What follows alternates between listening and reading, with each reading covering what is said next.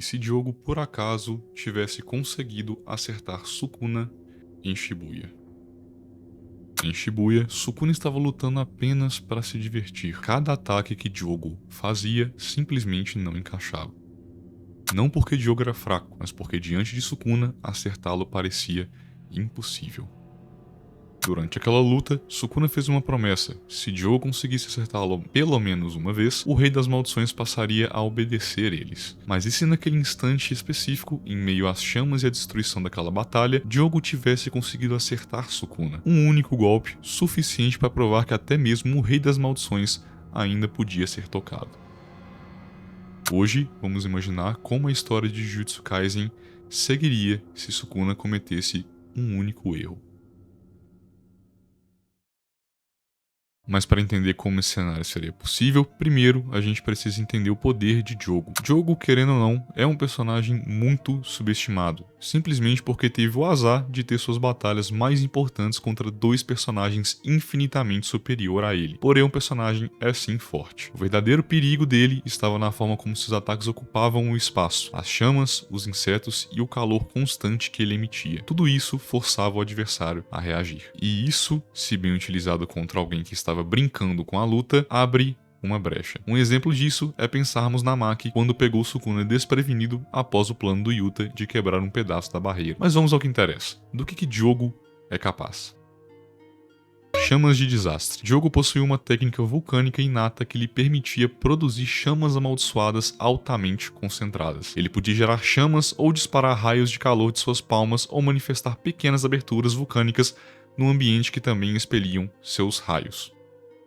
Insetos. Diogo conseguia invocar pequenas maldições semelhantes a insetos voadores da abertura vulcânica em sua cabeça. Eles tinham ferrões grandes que produziam um barulho alto com impacto antes de detonar em uma explosão. Técnica máxima Meteoro. A técnica máxima de Diogo gerou um gigantesco meteoro flamejante que ele poderia lançar contra seu alvo. Não à toa, o impacto causou uma imensa destruição, o suficiente para dizimar uma grande parte de Shibuya.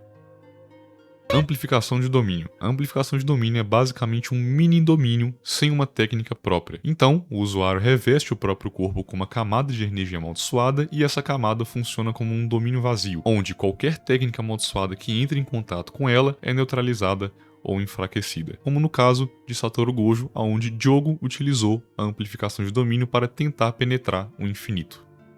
E finalmente, temos sua expansão de domínio, Caixão da Montanha de Ferro. A expansão de domínio de Diogo constrói o interior de um vulcão que ele era capaz de manipular à vontade. Até mesmo um feiticeiro comum queimaria com impacto e a pedra vulcânica dentro do domínio serve como um dos ataques mais mortais de Diogo. Mas ok, agora que entendemos as habilidades de Diogo, vamos ao que interessa de fato. Diogo não precisava vencer Sukuna, ele só precisaria acertá-lo. Porque em um combate onde o espaço inteiro está em chamas, até o Rei das Maldições pode baixar a guarda por um instante. Em Shibuya, Sukuna acreditava estar intocável. Cada ataque de Diogo era tratado como um entretenimento por parte dele. Até que por um único instante, isso mudaria. Entre as chamas, um dos insetos vulcão de Diogo não explode à distância. Ele apenas morde com a sua boca um pedaço de Sukuna. Não é um ataque devastador e não é o suficiente para derrotar Sukuna, mas é o suficiente para provar algo que nunca deveria ter acontecido. Sukuna foi acertado. Nesse caso, teríamos duas opções: um Sukuna que reagiria com completa raiva por ter seu ego destruído, mas que ainda assim manteria sua palavra, e a outra opção, um Sukuna que não reage com raiva, mas com seriedade e surpresa. Sinceramente, indo para um caminho completamente supositório nesse caso, eu acredito que a opção número 1 faria mais sentido pela questão do ego de Sukuna. Sukuna estava confiante demais de que levaria aquele desafio com extrema facilidade, e ao ver seu ego sendo quebrado, o mais provável é de que Sukuna ficaria com raiva. Porém, sem dizer uma palavra, ele cumpriria a promessa que havia feito. Se Diogo acertasse, todos em Shibuya morreriam, exceto uma única pessoa: Megumi. A destruição que já conhecemos se torna ainda mais absoluta. O alcance do domínio se expande sem hesitação nenhuma. Com isso, a cidade inteira é reduzida a pó. Nesse caso, feiticeiros que ainda estavam lutando, marcando presença ou que chegaram posteriormente em Shibuya seriam mortos, sendo eles Nobara, Nanami, Maki, Naobito, Todo, Meimei, Ui Ui, Mai, Panda, Kusakabe, dentre outros. Além de, claro, os civis. Sendo assim, após esse incidente, os únicos pós-sobreviventes que teríamos seria quem não estava diretamente envolvido em Shibuya, como o Megumi, que foi poupado, obviamente, Yuta, Hakari, Kirara, Yuki, Miguel, Larue, Gakuganji e Tengen. Diante de toda essa situação, Itadori acabaria quebrando emocionalmente, tornando-se incapaz de continuar lutando. Com seus ideais destruídos e sua vontade enfraquecida, Sukuna aproveitaria essa brecha para propor um pacto, assumindo o controle total do corpo de Itadori. Após isso, Kenjaku revelaria a Sukuna seu verdadeiro objetivo intrigado, e sem qualquer vínculo real com Jogo, além de uma promessa verbal, Sukuna eliminaria Jogo e enfraqueceria Mahito propositalmente, abrindo caminho para que Kenjaku o absorvesse. Vale lembrar que Sukuna nunca firmou um pacto com Jogo, apenas uma promessa feita de forma informal. Além disso, ao dizer que obedeceria a eles, Sukuna deixa meio que óbvio que Kenjaku também está incluído nesse grupo. Dessa forma, essa sequência de ações não foge da lógica interna da obra e nem do comportamento de Sukuna. E então Chozo, ao descobrir que Itadori era de fato seu irmão, seria tomado pela revolta, e dominado pela raiva e sem qualquer racionalidade, ele partiria diretamente contra Sukuna, exigindo que libertasse Yuji. No entanto, diante de alguém muito além do seu alcance, Chozo seria morto ali mesmo, sem qualquer chance real de resistência.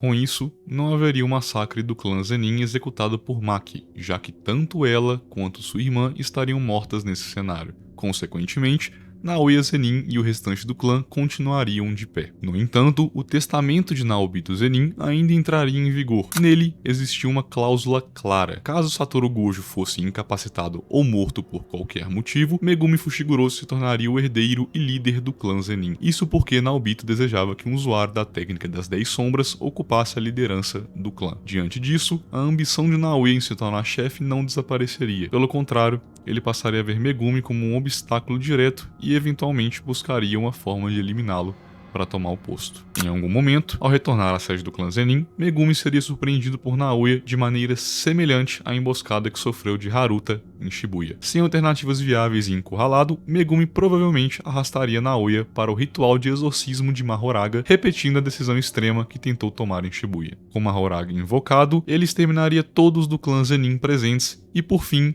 eliminaria Naoya. O ritual então se encerraria com a morte de Megumi, resultando na destruição total do clã Zenin. Não pelas mãos de Maki, mas pela força absoluta de Mahoraga. Diante então da impossibilidade de se apossar de Megumi, Sukuna deixaria essa rota de lado e passaria a agir de forma mais estratégica. Ele pediria a Kenjaku então que observasse atentamente os movimentos dos feiticeiros restantes, identificando padrões, rotas e pontos-chave de atuação. Isso não seria impossível para o mesmo, já que Kenjaku possui as maldições que poderiam sim cuidar disso. Muito mais à frente na história, já com o jogo do abate em plena execução, surgiria um momento crítico em que Hana, a anjo, teria como objetivo libertar Satoru Gojo, utilizando sua técnica capaz de anular outras técnicas amaldiçoadas. Esse seria, naquele ponto, o último método conhecido na obra para desfazer o selo do reino da prisão. Percebendo isso, Sukuna finalmente começaria a se mover. E então, ele eliminaria Hana antes que ela pudesse agir, impedindo definitivamente a libertação de Gojo, já que no mundo de Jujutsu,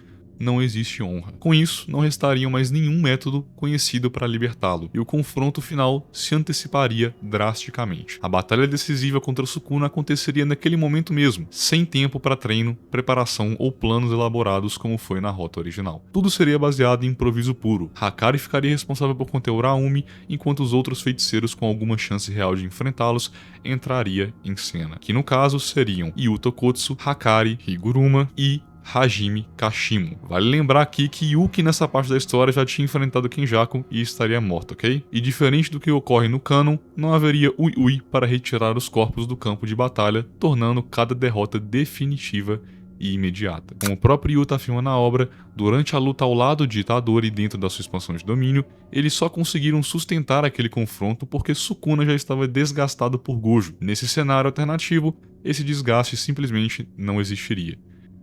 Diante disso, Kashimo partiria primeiro para o ataque, cumprindo o pacto feito por Hakari, enfrentar Sukuna em troca de ajudar os feiticeiros daquela era. Sukuna, porém, brincaria com Kashimo, prolongando a luta apenas por entretenimento, até que inevitavelmente o mataria com extrema facilidade.